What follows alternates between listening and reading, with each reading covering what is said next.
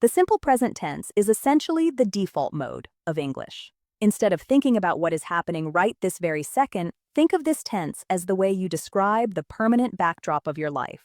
It is what you use for your habits, your daily routine, and facts that are generally true. Imagine you are describing a character in a movie script where you list the things they do every day, like she wakes up or he drinks coffee. It isn't about the specific action happening now, but about the rhythm of life that repeats over and over again. When you are making positive statements, the rule is surprisingly simple until you get to one specific group. For most people, I, you, we, or they, you just use the verb exactly as it looks in the dictionary. So you say, I eat, or we travel. However, whenever you talk about one other single person or thing, a he, a she, or an it, you have to attach a little hiss to the end of the action.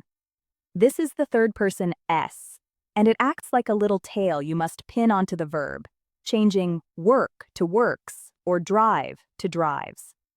It is easily the most forgotten sound in English learning, so you really have to train your ear to hear that hiss whenever you talk about someone else.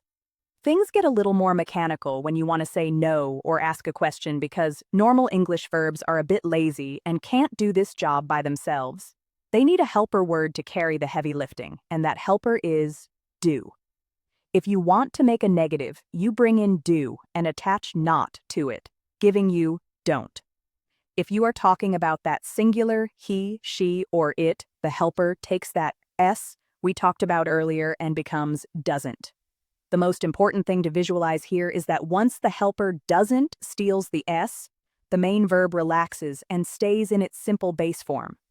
The same logic applies to questions, where the helper do or does jumps to the very front of the sentence to signal that an answer is needed.